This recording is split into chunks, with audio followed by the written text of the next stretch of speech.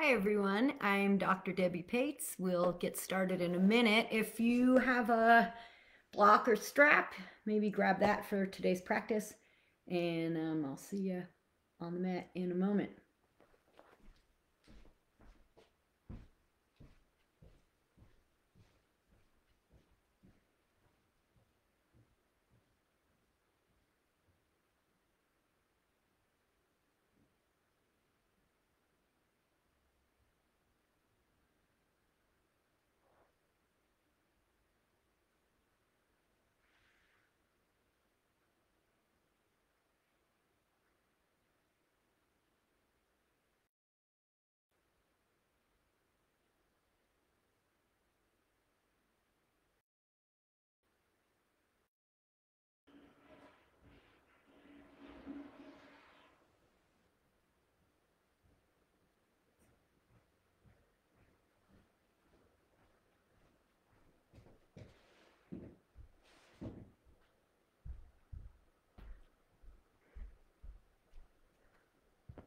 All right, it is noon right now.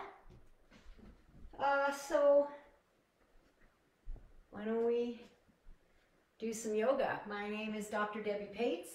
I am a psychologist at the Wellness Center at UCCS, and I'm also a registered yoga teacher. This is a joint venture offered by the Wellness Center and the Galleries of Contemporary Arts. Hopefully someday we will be back there practicing together.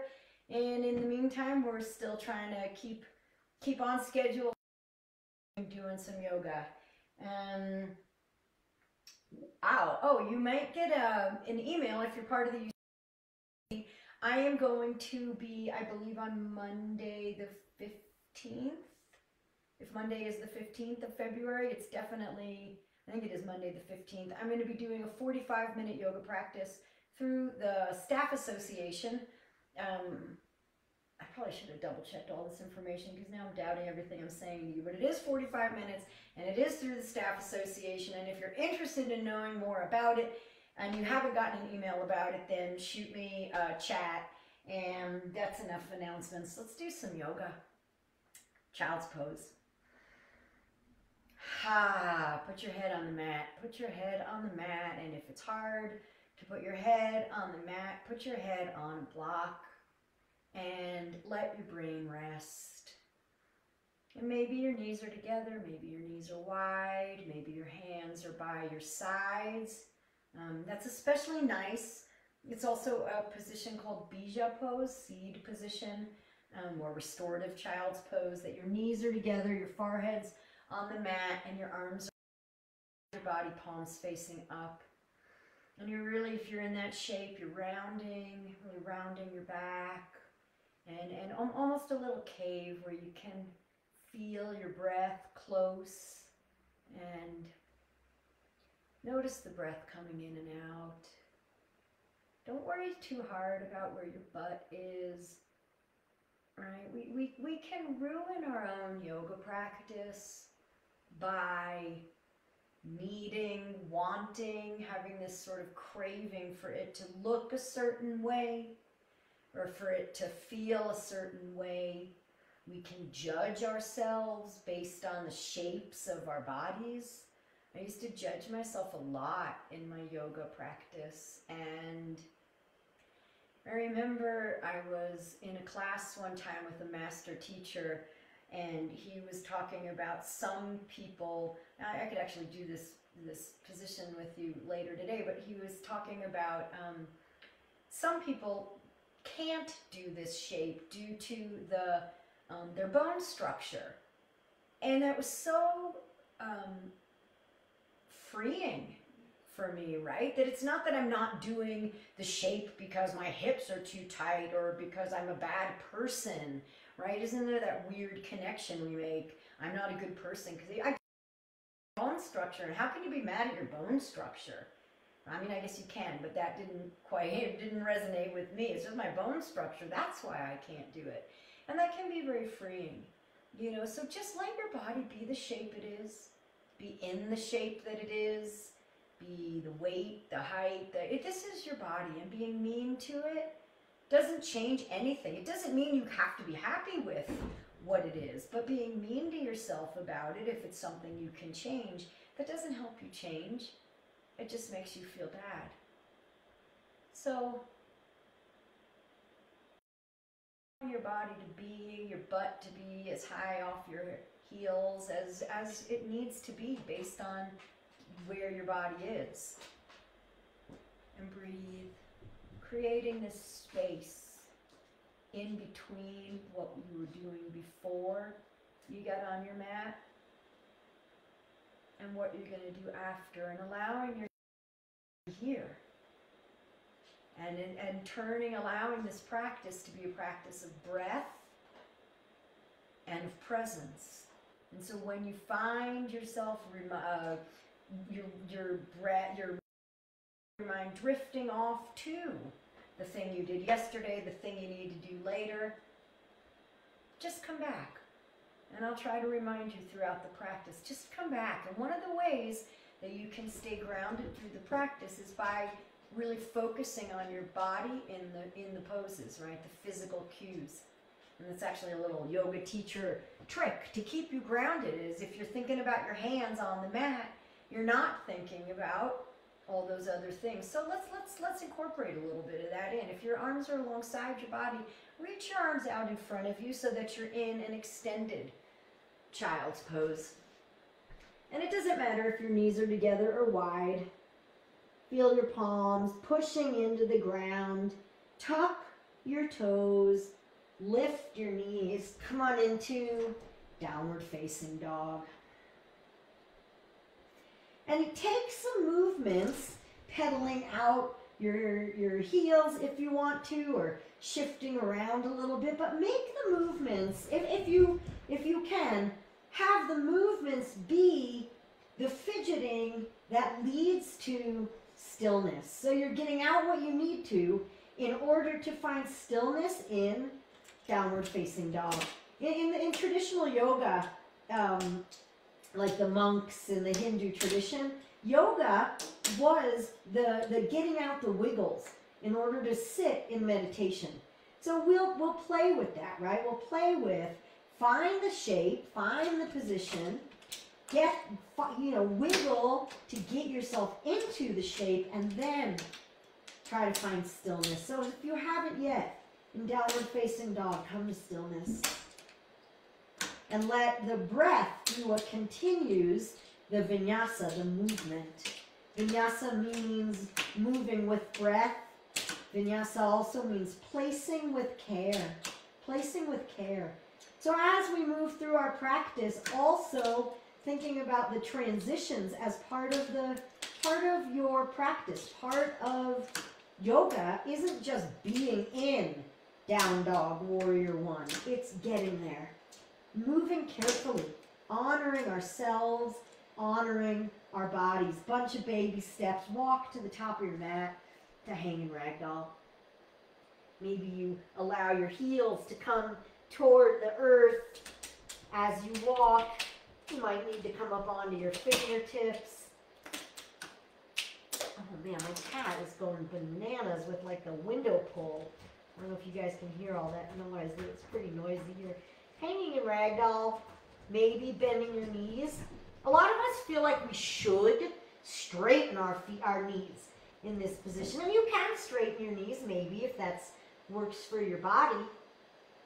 But maybe you soften your knees a little bit. And you might even notice if you soften your knees, that actually helps open up your hamstrings a little bit more. So if you want, if you can, maybe play with straighten your knees, soften your knees, and notice where that hits different parts of your physical self. Keep the breath flowing, coming up from the earth, through your feet, up your legs, and then over your spine, cascading down like a waterfall, helping the breath, exhales, soften you, maybe even your head gets a little bit closer to the ground. And then before we hang here and get too dizzy when we stand up, slowly round up. No need to be in a hurry. Maybe even trying to articulate each vertebra as you round up. up. Letting your head come up last. Chin stays on your chest. Roll your shoulders up and down in the back, and then you lift your head up and maybe lift your gaze up to the ceiling or the sky and lift your arms up. Grab your left wrist with your right hand and pull over. You can also interlace your hands and let your pointer fingers steeple out, or you can have your right hand on your right leg for support. Pushing out through your left hip, reaching through your left fingertips. So your left hip and your left fingertips are moving away from each other in whichever hand position you have here. And then come on back up and separate your arms and open your elbows up. Squeeze your shoulder blades together. Lift your chest, beginning a heart opening, a back bend here. Inhale, your arms back up. Left wrist grabs right, left hand grabs right wrist, or whatever other version you took there. And pull your right hand to the left side as you push your right hip out, creating an arc. In Bikram yoga, they call this half moon. Right? So I don't call it half moon because I am in more of a vinyasa tradition, but thinking about that half moon shape, that it's really more like a crescent moon, isn't it, I guess. And then come on back up and once again, separate your hands, squeeze your shoulder blades together, open up your heart, really squeeze, really lift, so that actually take your hands and place them on your rib cage lightly and lift up a little bit, guiding your rib cage up so that you're creating space in your low back. You're not just crunching into your low back, but you're really trying to let this movement come from your mid to upper back. So it's not big. You're not going to be going far. And then take your hands off your rib cage. Have your feet about hip width distance or maybe a little wider. Clasp your hands behind your back. Soften your knees, and with a flat back, dive forward, letting your hands come off your back into a forward fold, stretching your shoulders. You can, once again, let's do this. Let's do some movement to come to stillness. So bend your left knee and look up over your right shoulder. Pull your hands to the right. And then come on back center, bend your right knee. Pull your hands to the left. Keep breathing, let it feel good. And then come to the middle. And just rest, a breath. Just a breath or so here, but find stillness. And then release your hands. Bring your hands to the floor or to your shins and lengthen your spine. Halfway lift. Exhale, forward fold, and then sweep your arms up and rise up to the top of your hand, to rise up to standing. Bring your hands together and pull your hands into your heart. So one of the things we're going to do in this practice, stand here with your hands in your heart. Maybe even close your eyes and take stock of your body. Just do a little bit of a scan. I'll guide you through it. One of the things I want to do in this practice is take it down. It's going to be a lot of the same poses, but a little bit more chill, because one of the things about a yoga practice is that it needs to be sustainable. So there's absolutely a space for, bam, the arm balances, the hard stuff, the fun stuff, and I'll throw in an arm balance here. We'll do crow, but also having a practice that when you're feeling a little lower energy, you know you can still come to your mat and have that consistency. So take stock of where you are right now. Notice what's going on in your head, both thoughts, but also, does it feel spacious? Do you have a headache? Is there tightness? Is there something you can loosen, your jaw? Maybe.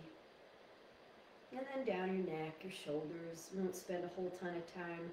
How are your arms, your chest, your back, upper, middle, lower back, stomach, your hips, your buttock, your legs, knees, thighs, shins, feet. Just noticing, is there anything that feels loose, that feels painful? And working with that rather than against it. And then come to the top of your space and inhale your arms up. And then dive forward, maybe knees a little bit soft, forward fold, and then come to a halfway lift. You can always make this practice harder at any time. Forward fold, put your hands down, then step back, high plank.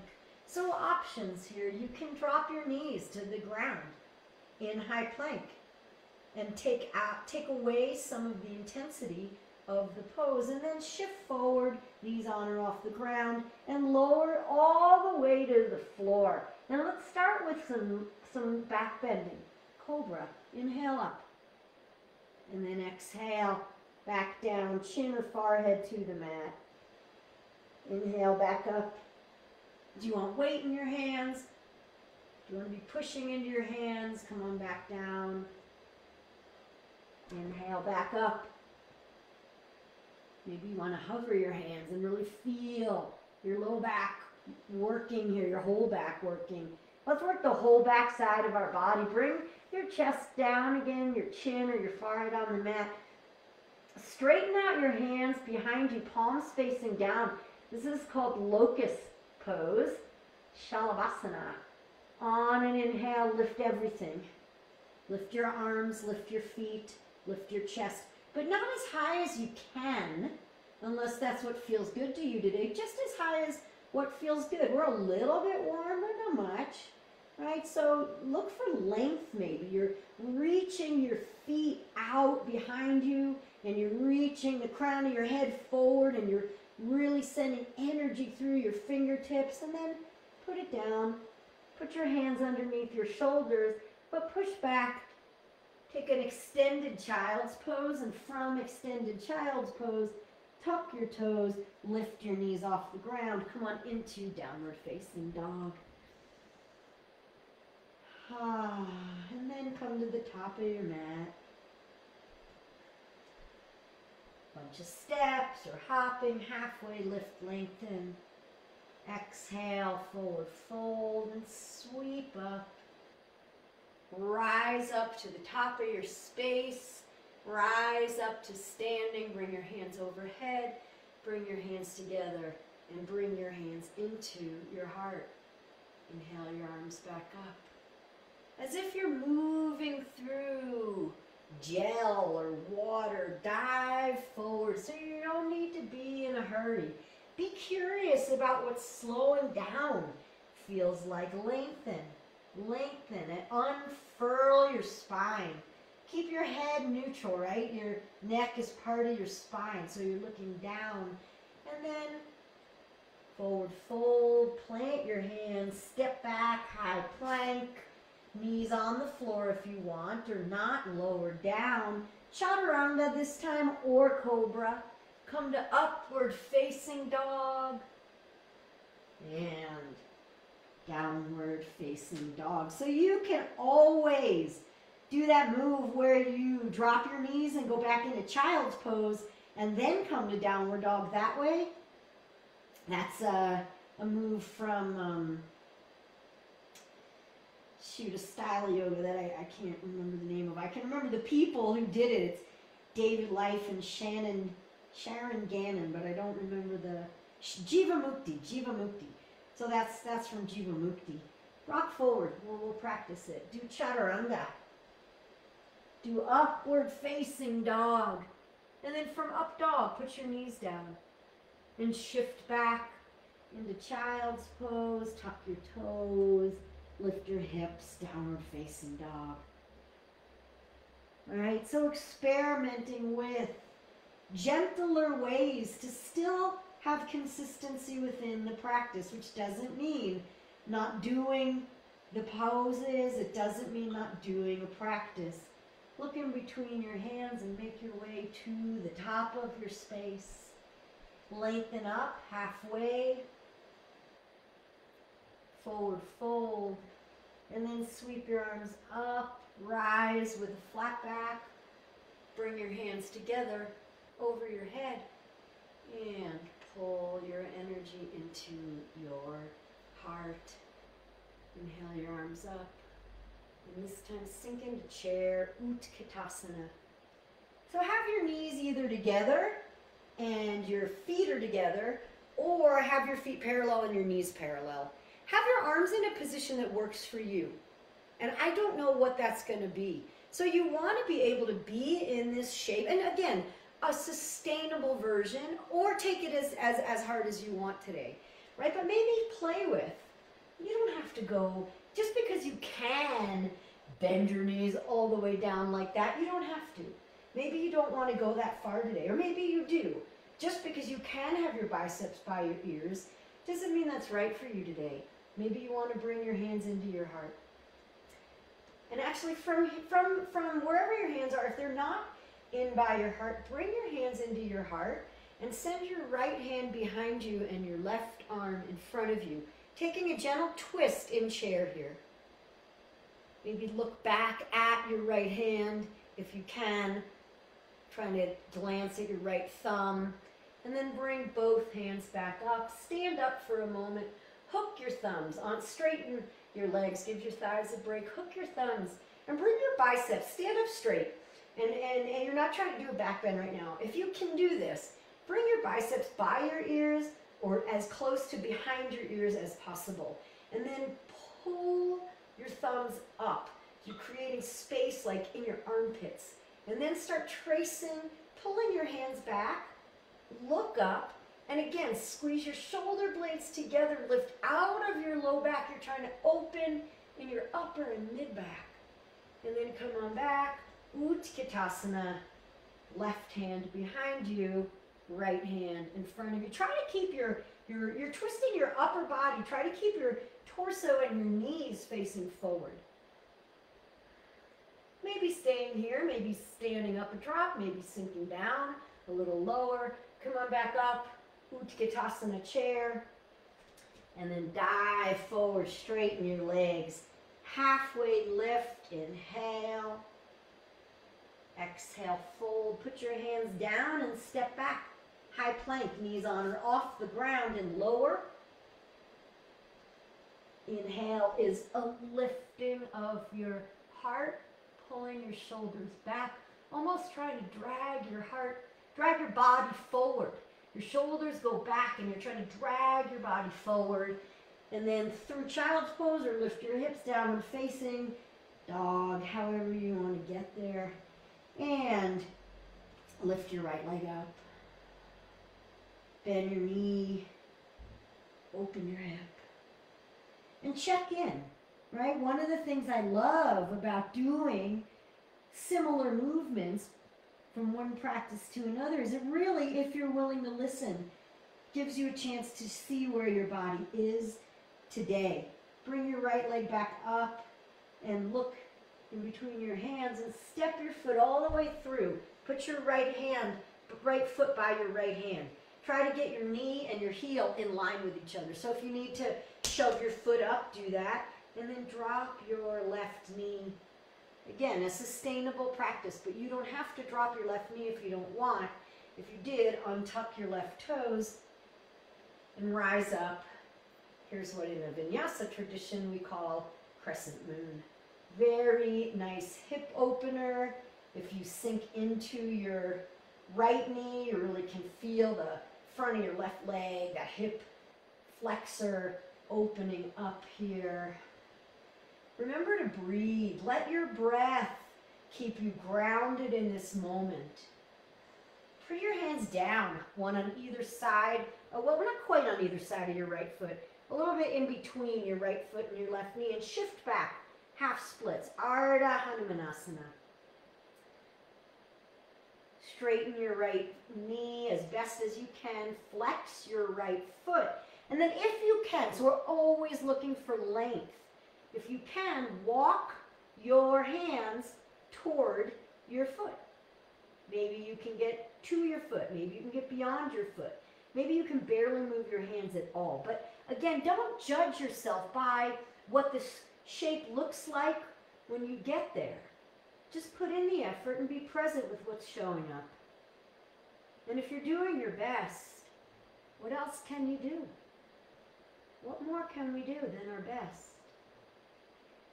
Shift forward so you're back in a low lunge with your left knee on the ground, and then rise up with your torso. Your left knee still on the ground. Bring your hands together overhead. Bring your hands into your heart and twist left elbow to the outside of your right knee. So if you want to tuck your back toes and lift your back knee, or if you even want to stay on the top of your toes and lift your back knee, you can do that. But maybe you allow yourself to just be in this twist with your back knee on the ground. And when your knee is on the ground, you actually can work the twist a little bit more. So you're still doing all those checks I always talk you guys through, pushing your knee into your elbow, pushing your elbow into your knee, top hand into bottom hand, trying to get your chest to the side. And then unwind. And again, it's early in the practice for this. Runner's lunge. Bring your hands to the inside of your right foot. Toe heel your right toes a little bit up to the top of the mat, toward the top right corner of your mat, and sink in.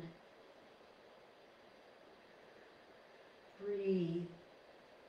You can, if you want, you can come onto the pinky edge of your right foot, and you can even place your hand, not on your knee, please, but on your inner thigh, and just gently kind of coax open your right thigh while you open up your chest. But, right? Be mindful of your back. You don't want to be tweaking your back. You don't want to be feeling this in your low back. If it feels okay, then sure, do it. And if not, don't. Maybe you just want to stay down low, opening in the hip. And then wherever you are, come on back to a neutral position and step your right knee back to meet your left knee so that you're on hands and knees, and move through a couple of cat-cows. Kind of using this as a reset, a little windshield wiper of the right side of your body in that interesting, different kind of sun-bee flow. And then we will move on to the other side. So make your way into a downward facing dog, however you want to get there.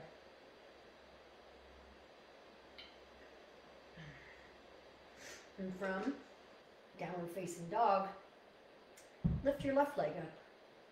Bend the knee, make circles or not.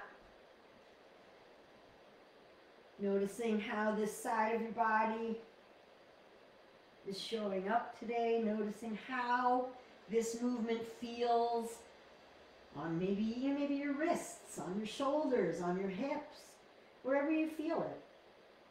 And then bring your leg through. Heel underneath your knee. Drop your right knee. Untuck your right toes. And come to crescent lunge. Crescent moon. So the difference really between crescent moon and crescent lunge is knee on or off the ground. There's still some similarities. Sink into your left knee. Maybe biceps by your ears. Maybe your arms are reaching up, or maybe your hands are somewhere else that feels good to you right now. Letting this practice be an exploration. Right? Every practice really ought to be an exploration. Bring your hands down somewhere in between your left foot and your right knee and shift back. Half splits, Ardha Hanumanasana.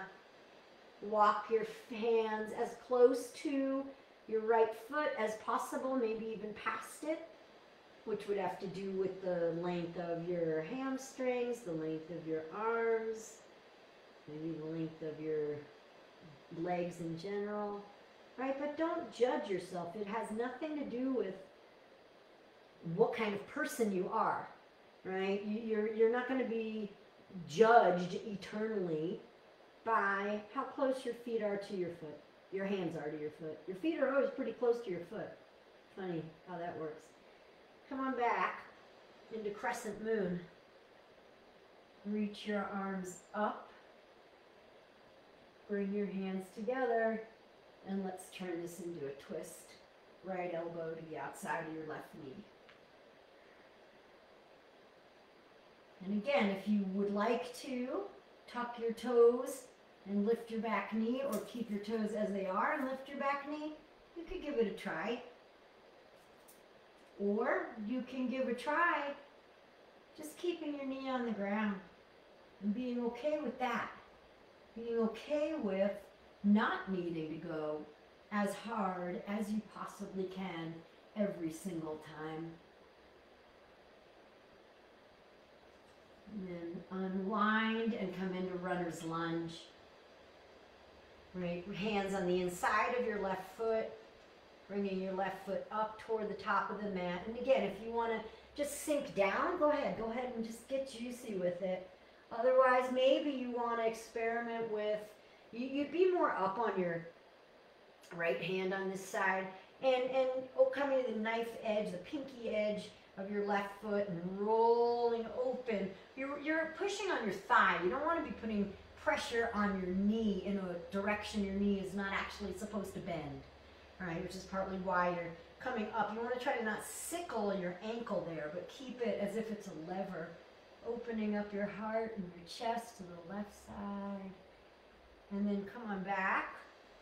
Bring your left knee to meet your right knee. And this time reach your right arm out in front of you, left arm behind you.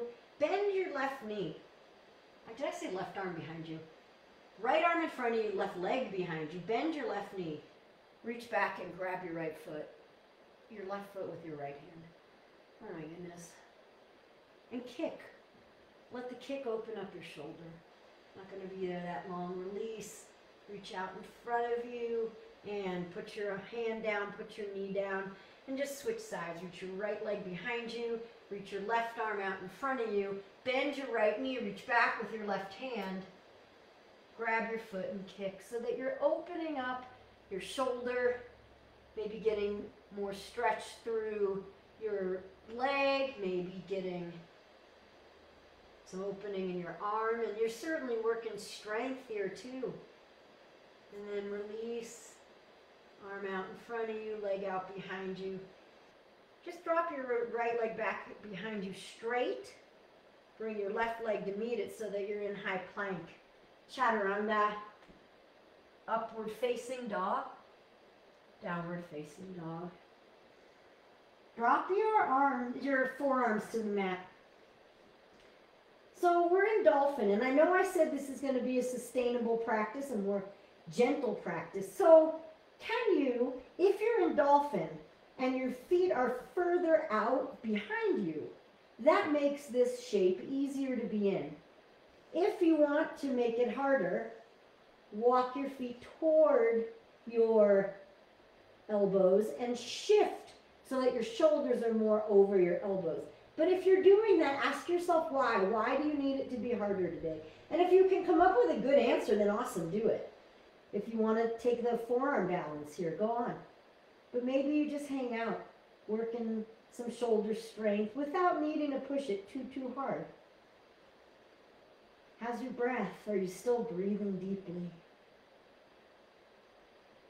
And then push into your hands, lift your elbows up.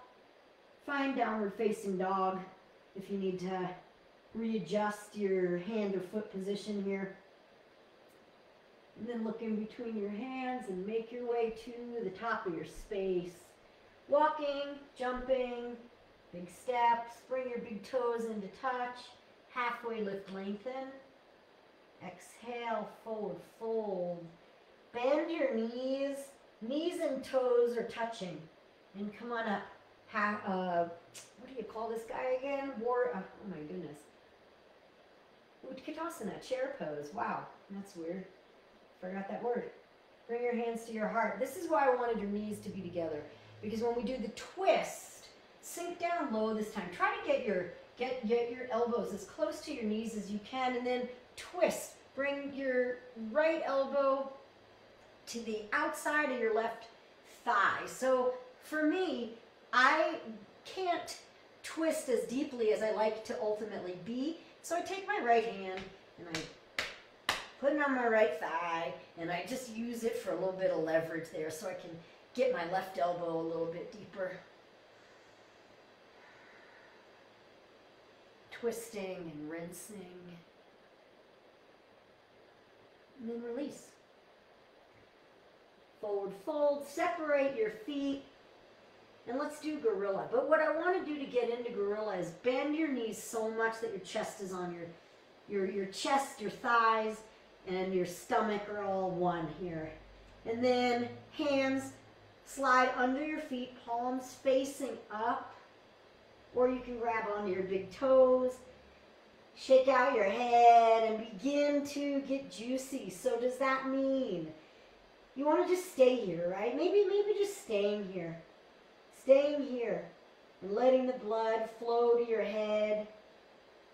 This is an inversion. It's not a very dramatic inversion, but any inversion means your head is lower than your heart. So technically downward facing dog is also an inversion. It doesn't have to be a headstand or a handstand. Those are fun. Oops. And then release your hands from underneath your feet. Bring your big toes and your heels back into touch. Come on up all the way. Come all the way up to standing. Let's take a break.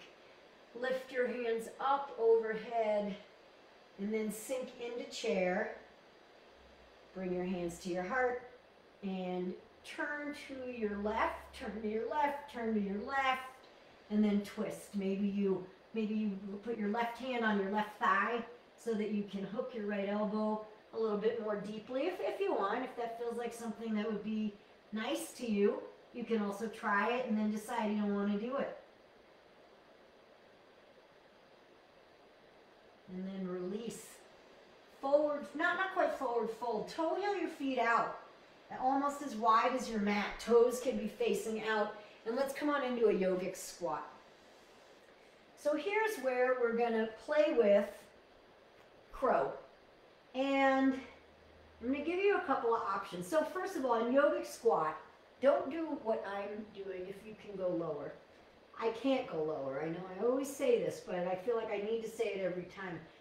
This is how my body's built. I'm not one of those people that can sink my butt all the way down. Maybe if I tried it every single day and really worked on it, but it just doesn't feel like my body is built that way. But I've seen some people who have no problem keeping their heels on the ground and they're lifting their chest and their butt is really low.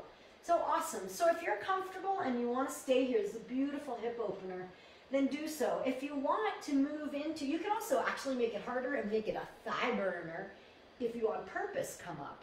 But try to keep your, so you'd come up about, your thighs are less than parallel, or maybe parallel, come up about halfway. And try to keep your torso lifted, or we'll play around a little bit with crow. So if you know crow, go ahead. If you don't want to do crow, do something else. You can always take child's pose and skip all this. Remember, you don't have to work as hard as you can to get the practice, but I want you to do is be present with your breath and be present in your body. So with crow, knees on the outsides of your knees on the outsides of your arms. You shift forward, your hands are in about chaturanga position. Shift the weight, maybe you play with one foot up, the other foot up. If you're feeling really peppy today in this gentle practice and you want to really go for it, you could play with one-legged crow. So shift your weight into your left hand, and your left leg, and then you take your right leg off your right hand and straighten it behind you. I don't know if you guys were looking, I managed that for 1 second, and then if you try one side, you gotta try the other side. I'm very distracted, I should say, by my plant today, which is hitting me. I think it grew.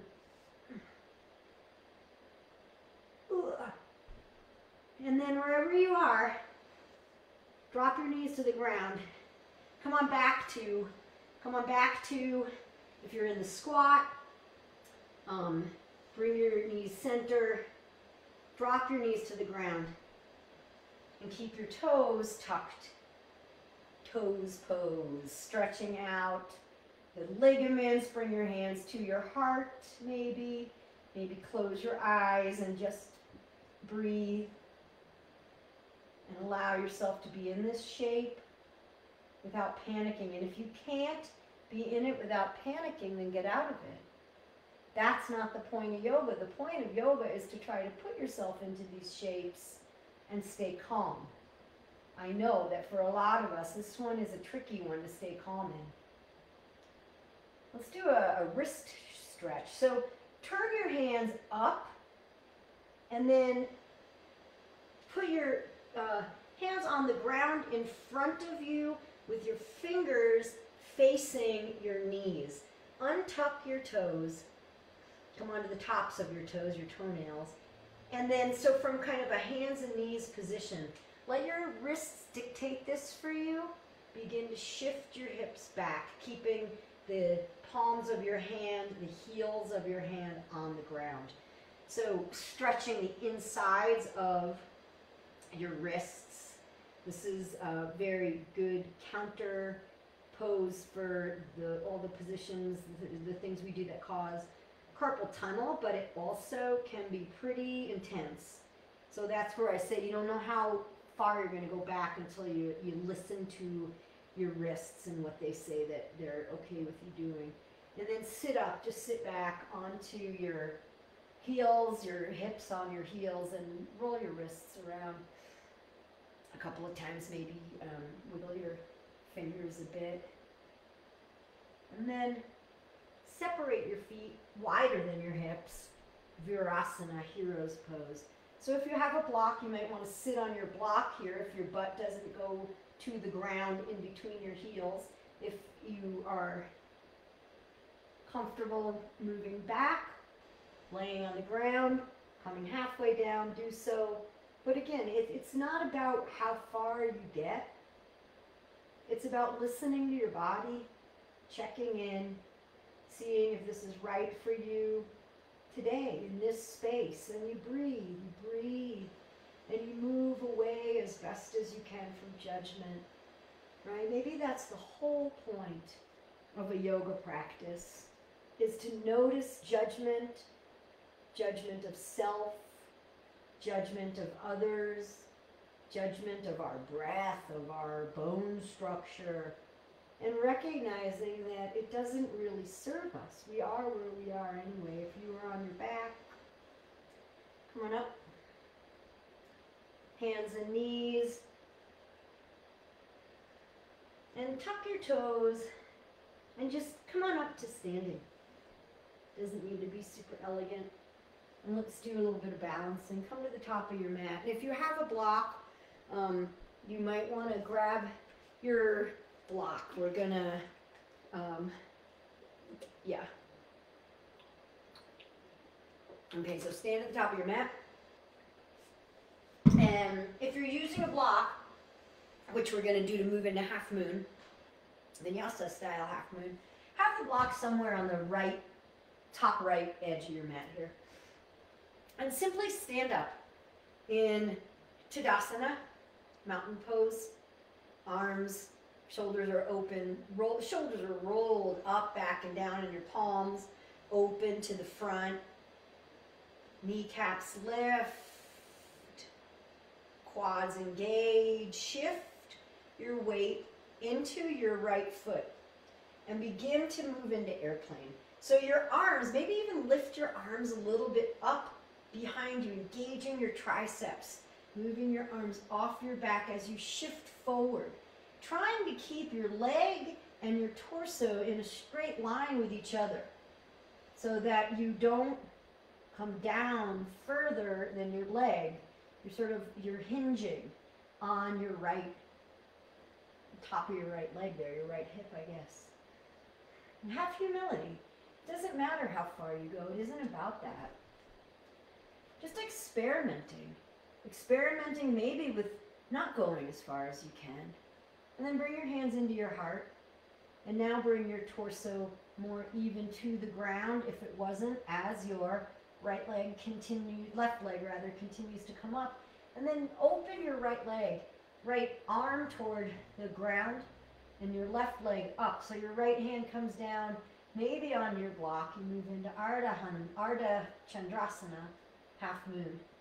So in Sanskrit, the language of yoga, Ardha means half. So Ardha Chandrasana is half moon. Ardha Hanumanasana is half splits. Trying to have your torso parallel to the ground, your leg parallel to the ground. And then keep your left leg up.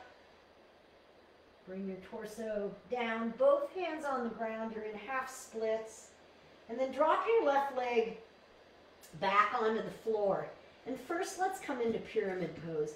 So shift your weight back so that you're in more or less, you're not in a super long stance. You're not in like a warrior stance. Shift your weight back. You're forward folding over your right shin here. Breathing. And if you want, you can move into a twisting triangle. So you would bring your left hand, try to come to a flat back block on the outside of your right foot. Bring your left hand onto your left shin. It could be right under your left shoulder. It could be on the block under your left shoulder, or it could be on the block on the outside of your right shin. Either way, spine is long, and you lift your right arm up. And maybe you follow your gaze, but you can also choose to just stay in pyramid. You can look up at your right hand, is what I meant. But you might just stay in pyramid for today. And then, from either pyramid or twisting triangle, come on up to standing. And walk your front foot a little bit more forward. Walk your back foot out a little bit. Come into a warrior two.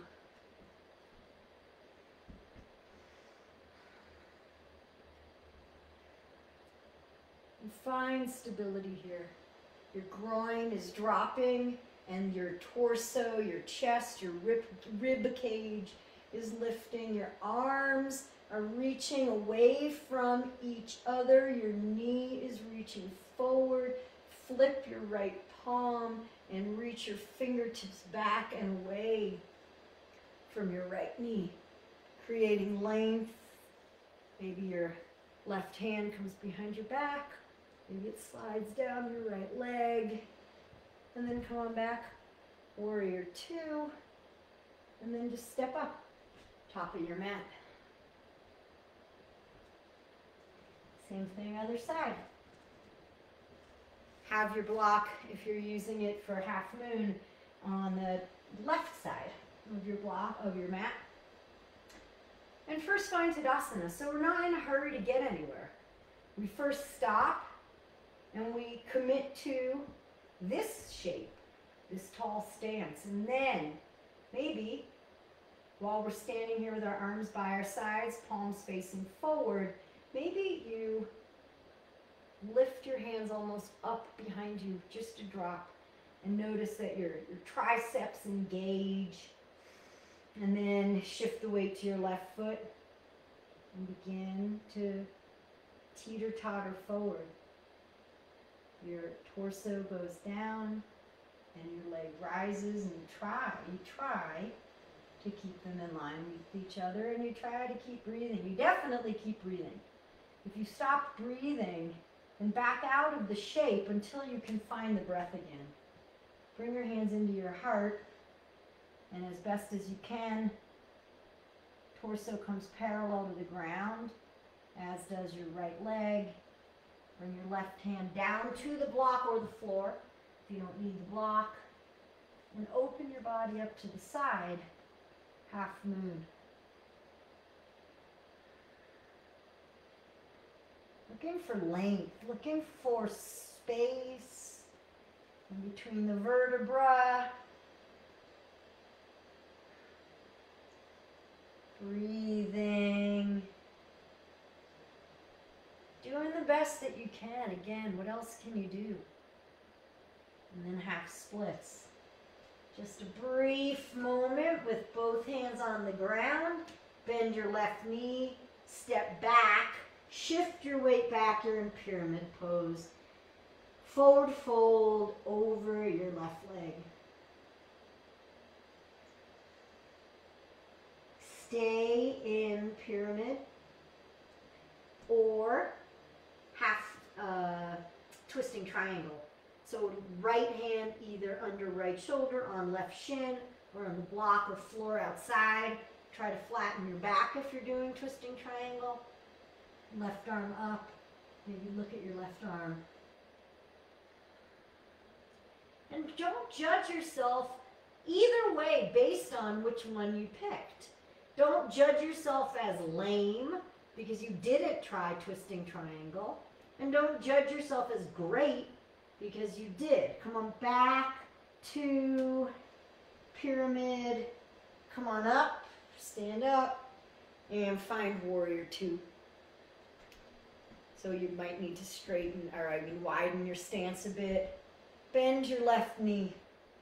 And notice how it feels. This is a lot of familiar poses, but a real, I mean, not such a different flow.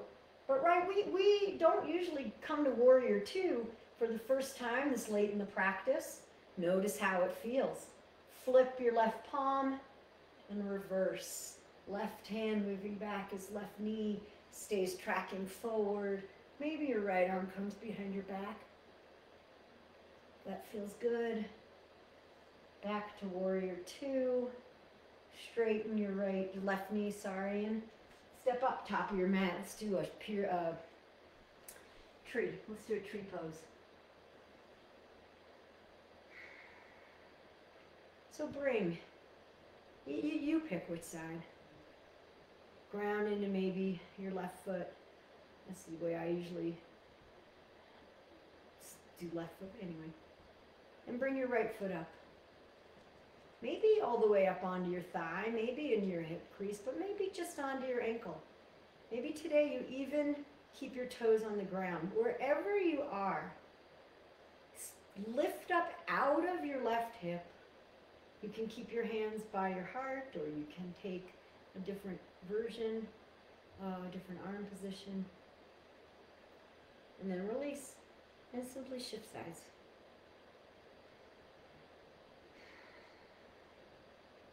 Trees sway in the breeze. It's pretty windy over by my house. Don't forget we got that windmill project up in the open space by Pulpit Rock, kind of west of the Heller Center, north of West Campus. Anyway, and it's windy and it's really neat to go check that out in the wind. And then release. And so, you know what? Let's do it super easy. Inhale your arms up. And dive forward, forward, fold. Halfway lift, come up. Fold. Put your hands on the ground. And we're going to come to pigeon. Step your left foot back. And maybe you put your hands down and just position your right knee. Come on into pigeon. Maybe just put your right knee behind your right wrist. And then sink down. Sink into pigeon.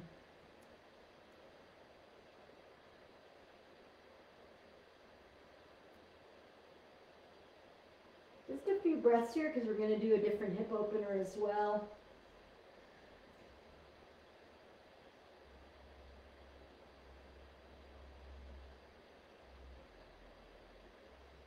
And then come on up. And shift over onto your right hip. We're going to come into double pigeon, sometimes also known as fire log in yin yoga. Bring your right leg in front, left leg in front of you. But what you want to do is you want to have your right knee bent and your leg coming straight out of your hip in front of you. Okay, so as if you were going to straighten your both legs straight out. And then with your left leg also in straight out like that, bend your left knee. You want to have your shin kind of parallel to the top of your mat. And stack your left ankle on top of your right knee. So that you want to have your shins kind of parallel to each other, stacked on top of each other, parallel to the top of your mat.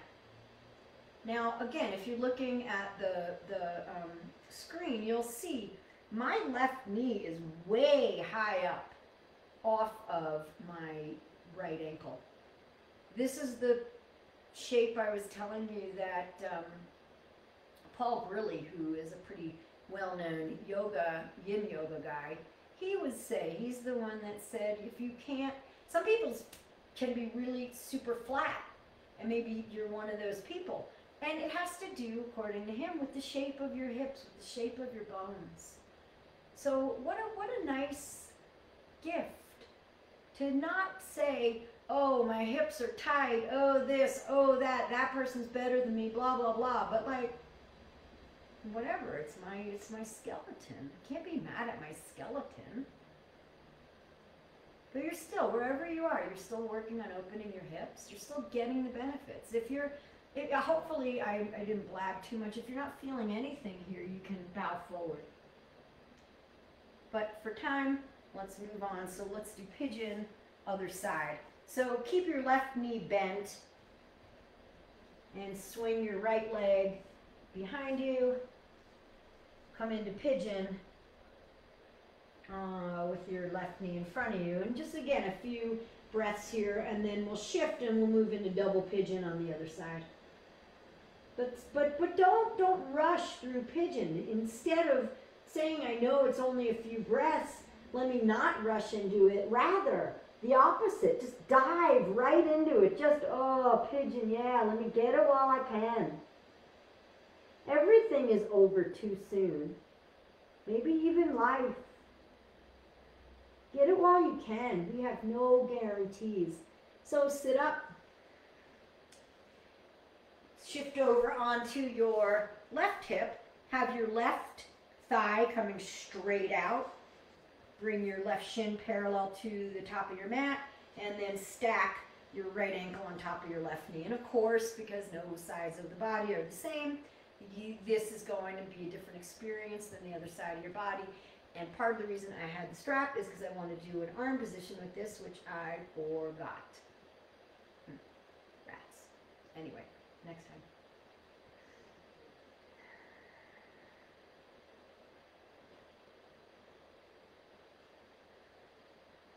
And you can, if you want, sort of similar to what we did, or what I offered you as a choice in runner's lunge, you can gently, with your right hand, coax open your right thigh, not knee. But you might not need that. This might be so intense already. And then release. Just bring the soles of your feet together. And you choose how far in or out you want your feet to be. And place your hands on the outsides of your feet and bow forward. However far your feet are, however close your feet are, in or out, whatever, you want to be bowing forward and still trying to get the crown of your head beyond your feet. So always going for length.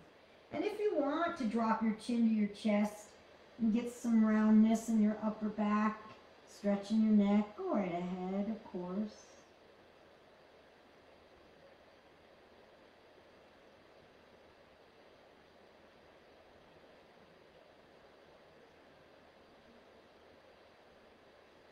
Sit back up, straighten out your legs, actually spread your legs out wide, and let's do a straddle. So if you want, you can grab your strap here and we'll do a little side to side thing, but don't waste any time, just walk straight down the middle here. Spreading your legs as wide as feels good to you today, so that might mean as wide as you can. Maybe it means just as wide as feels good. Sometimes for me they're the same thing, which doesn't look very impressive if you're looking at me, but again, you know, this is what my body does. Walk over to the left side, keep your right hip on the ground. So if you have your strap, you could maybe loop your strap over your left foot here and use that to help lengthen. You don't need to. There's no real destination except just getting length and movement. Walk down the middle, over your right side. Keeping weight in your left hip. Breathe.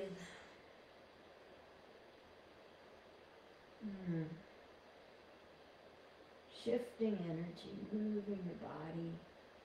And then sit up, bring your legs together and roll down onto your back, hug your knees in.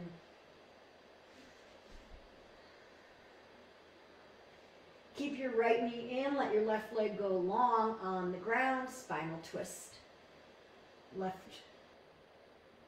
arm can guide your right knee over, tee out your right arm. Breathing into your spine, into your low back. Come on back up. both knees in, and then send your right leg down. Guide your left knee across to the right side. Appreciating your body for everything that it can do, for all that it does for you every day. Come back up. And Shavasana, final resting pose. Lay on your back and let it go, and take stock of how it feels to do a lot of the same familiar postures, the same familiar shapes, but maybe with a kind of different intention almost, an intention to be curious and gentle, rather than an intention to bam, bam, bam, get the most out of the practice. And we can do, I know, oh darn it, I forgot to put the survey up again. I'll put that in the chat later, but a couple people requested an advanced class. Maybe play with arm balances or play with a really strong practice, but it's not sustainable to do that every time. Bring movement back into your body and make your way to a seated position. And as you do all of that, you don't have to do it as quickly as I said it. Come to a space of gratitude. Maybe close your eyes. And perhaps start with gratitude for your body. Perhaps, if you love warm weather like me, gratitude for this beautiful, unexpectedly warm January day. And if you prefer snow in the winter, gratitude that everything changes and that we have this amazing ability, if we let ourselves, to be present and aware and awake for all of those changes and for the new opportunities that they offer. Thank you so much for joining me. I hope to see you again virtually. I don't actually see any of you next week on your mat, and I will have a little more accurate information about the Staff Association Yoga. Thank you so much. Namaste.